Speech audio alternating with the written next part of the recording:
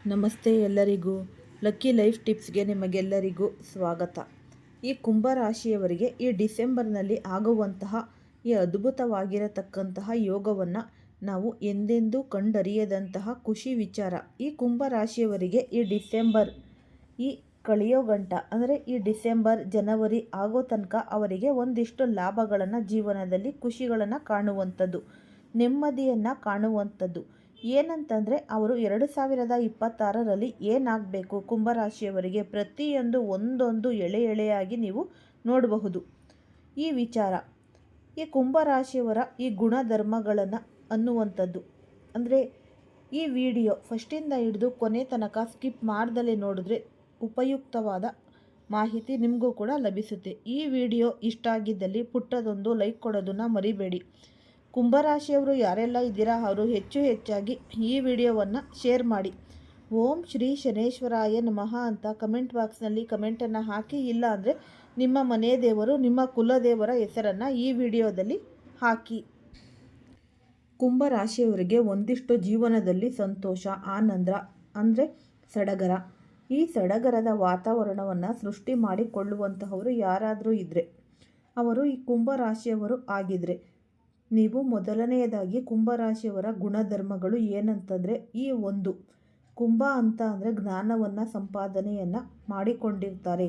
ಯಾರಿಗೂ ಅನ್ಯಾಯ ಮಾಡದೆ ಒಂದಿಷ್ಟು ಜೀವನದಲ್ಲಿ ಮಾನವೀಯತೆ ಮೌಲ್ಯಗಳನ್ನು ಒಂದಿಷ್ಟು ಮನಸ್ಸಿನಲ್ಲೇ ಇಟ್ಟುಕೊಂಡು ಬಂದು ಯಾರಿಗೂ ಸಹಿತ ಚುಚ್ಚು ಭಾವನೆಯಿಂದಾಗಲಿ ಯಾರಿಗೂ ಸಹಿತ ನೋವು ಮಾಡದೆ ನೀವು ಈ ಒಳ್ಳೆಯ ಸ್ವಭಾವ ಈ ಗುಣವನ್ನು ಹೊಂದಿರುವ ವ್ಯಕ್ತಿಗಳು. ಎಲ್ಲ ಪ್ರಪಂಚದ ಜ್ಞಾನ, ಅರಿವು, ಭಕ್ತಿ, ಶ್ರದ್ಧೆ, ವಿನಯ ಈ ಗೊತ್ತಿರದ ಆದರೆ ಎಲ್ಲವನ್ನು ತುಂಬಿಕೊಂಡಿರ್ತಾರೆ.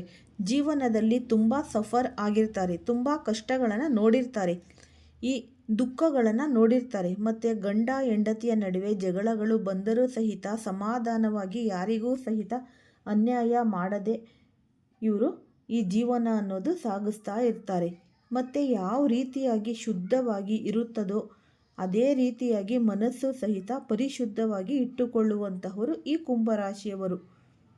ಹಾಗಾಗಿ ಈ ಡಿಸೆಂಬರ್ ತಿಂಗಳಿನಲ್ಲಿ ಕುಂಭರಾಶಿಯವರಿಗೆ 2026 ಆಗಲಿ 25 ಆಗಲಿ ಈ ತಿಂಗಳ ಡಿಸೆಂಬರ್ ಈ ಮುಗಿಯೋ ತನಕ ಏನಾಗುತ್ತೆ ಮತ್ತು ಮುಂದಿನ ವರ್ಷ 26 ವರ್ಷ ಬಂದರೂ ಸಹಿತ ಏನಾಗುತ್ತೆ ಈ ಕುಂಭರಾಶಿಯವರಿಗೆ ಅಂತಂದರೆ ಈ ರಾಶಿಯವರಿಗೆ ಗುರುಬಲ ಸದ್ಯಕ್ಕೆ ಇರುವಂಥದ್ದು.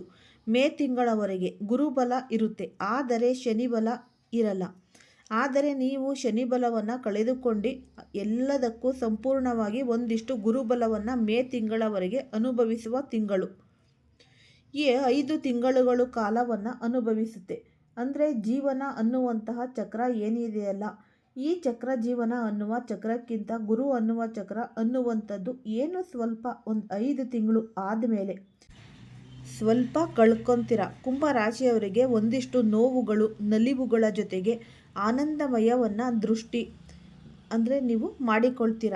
ಈ ಕಡೆಯಿಂದ ಚಕ್ರ ಅದಲು ಬದಲು ಮಾಡುವಂತಹ ಸಂದರ್ಭದಲ್ಲಿ ತಾಳ್ಮೆ ಒಂದು ಕಷ್ಟ, ಒಂದು ಕಷ್ಟವನ್ನು ಅದಲು ಬದಲು ಮಾಡುವಂತಹ ಸಂದರ್ಭದಲ್ಲಿ ಏರಿಳಿತ ಮತ್ತು ಏರಿಳಿತವನ್ನು ಆಗುವಂತಹ ಸಂದರ್ಭದಲ್ಲಿ ಒಂದಿಷ್ಟು ಏನಂತಾರೆ ಈ ಜನವರಿಯಿಂದ ಮೇವರೆಗೂ ಈ ಡಿಸೆಂಬರ್ನಿಂದ ಮೇವರೆಗೂ ಸಹಿತ ಈ ಗುರುಬಲವನ್ನು ಅನುಭವಿಸುವಂತಹವರು. ರಾಹು ಕೇತುಗಳ ಚಲನವನ್ನು ಸ್ಥಾನಪಲ್ಲಟ ಆಗತಕ್ಕಂಥದ್ದು ಚೆನ್ನಾಗಿಲ್ಲ. ವೈವಾಹಿಕ ಜೀವನದಲ್ಲಿ ಒಂದಿಷ್ಟು ವಿರಸ, ದಾಂಪತ್ಯ ಜಗಳಗಳು ಆಗುವ ಸಂದರ್ಭ ಇದೆ. ಈ ಕುಂಭರಾಶಿಯವರಿಗೆ ಅದೃಷ್ಟ ಅನ್ನೋದು ಕೈ ಹಿಡಿಯುತ್ತಿಲ್ಲವೇ? ಹಾಗಾದರೆ ನೀವು ನೂರಾರು ಜನರಿಗಾಗಿ ದುಡಿದರೂ ನಿಮ್ಮ ಬದುಕಿನಲ್ಲಿ ಶಾಂತಿ ಇಲ್ಲವಾಗಿದೆಯೇ? ಕನಸುಗಳು ದೊಡ್ಡದಿದ್ದರೂ ಅದನ್ನು ಸಾಧಿಸಲು ಸರಿಯಾದ ಮಾರ್ಗ ಸಿಗುತ್ತಿಲ್ಲವೇ? ಹಾಗಾಗಿ ನೀವು ಈ ಕುಂಭರಾಶಿಯವರು ಕೇವಲ ನಿಮ್ಮ ಒದ್ದಾಟವಲ್ಲ, ನಿಮ್ಮ ಜೀವನದ ವಿಶಿಷ್ಟ ಸಮಸ್ಯೆ. ಆದರೆ ಇಂದು ನೀವು ಚಿಂತಿಸಬೇಡಿ.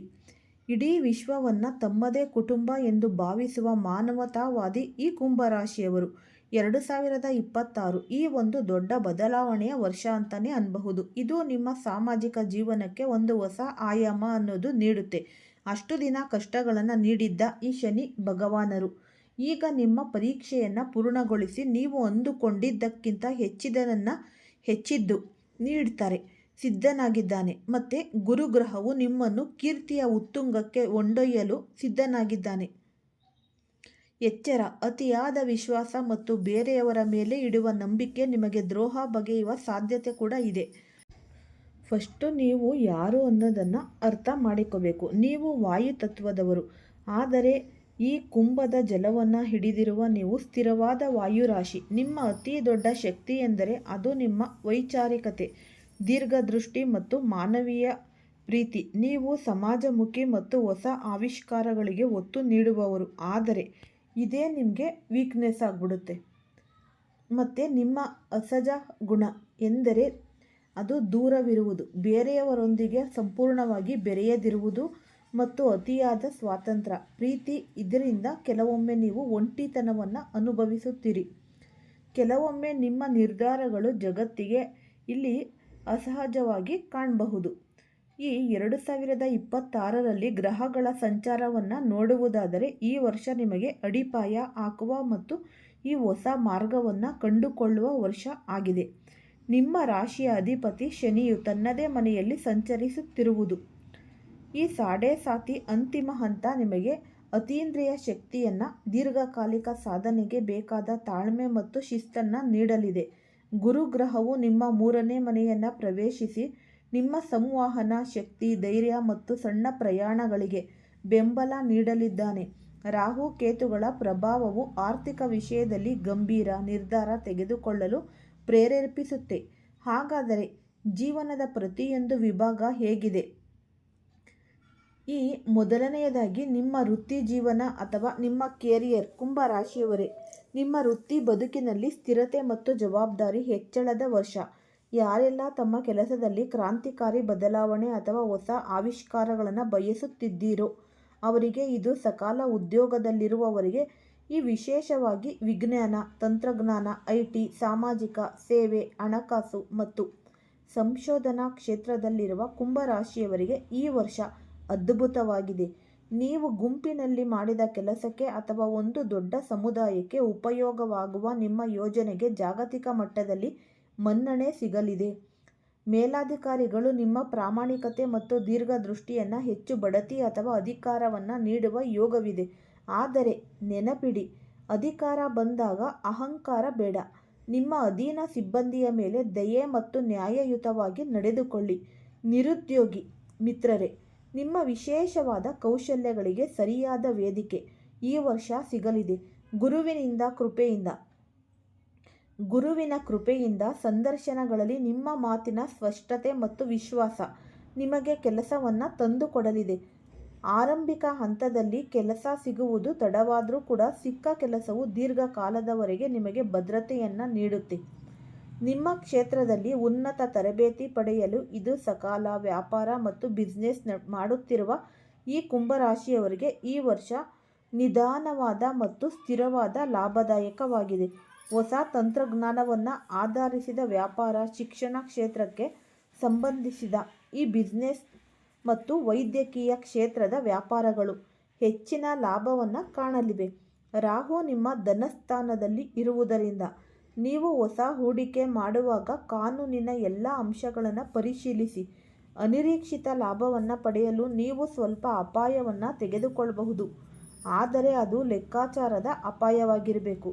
ದೊಡ್ಡ ಪಾಲುದಾರಿಕೆ ವ್ಯವಹಾರಗಳಿಗೆ ವರ್ಷದ ಕೊನೆಯ ಭಾಗ ಉತ್ತಮ. ಸಣ್ಣ ವ್ಯಾಪಾರಸ್ಥರಿಗೆ ಹಳೆಯ ಸಾಲಗಳಿಂದ ಮುಕ್ತಿ ಅನ್ನೋದು ಸಿಗುತ್ತೆ.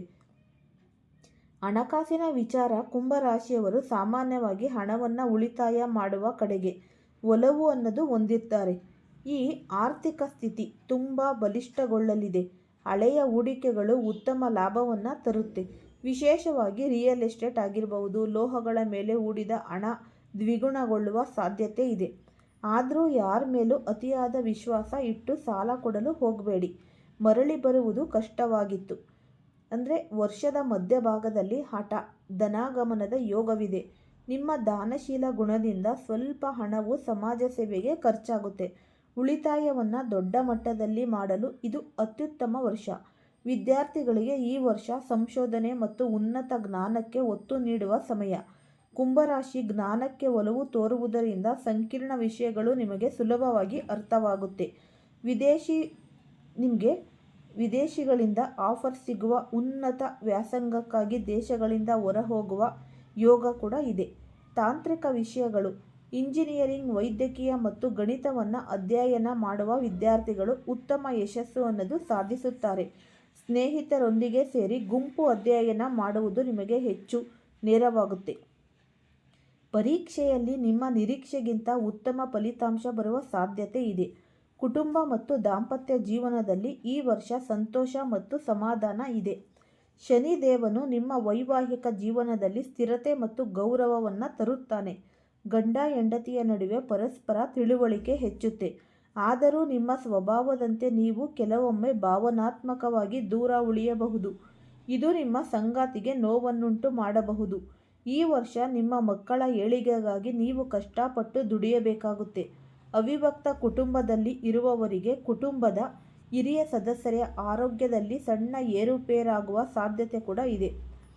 ಆದರೆ ನೀವು ಈ ಕಡೆ ಗಮನ ಕೊಡಬೇಕಾಗುತ್ತೆ. ಸಾಮಾಜಿಕ ಕಾರ್ಯಗಳಿಗಾಗಿ ಮನೆಯವರ ಬೆಂಬಲ ಸಿಗಲಿದೆ. ಪ್ರೀತಿ ಮತ್ತು ಪ್ರೇಮ ವಿಚಾರದಲ್ಲಿ ಕುಂಭರಾಶಿಯವರು ಸಾಮಾನ್ಯವಾಗಿ ಇಲ್ಲಿ ಪ್ರಾಯೋಗಿಕವಾಗಿರ್ತಾರೆ. ಈ ವರ್ಷ ನಿಮ್ಮ ಪ್ರೀತಿಯ ಜೀವನದಲ್ಲಿ ಗಂಭೀರತೆ ಹೆಚ್ಚಾಗುತ್ತೆ.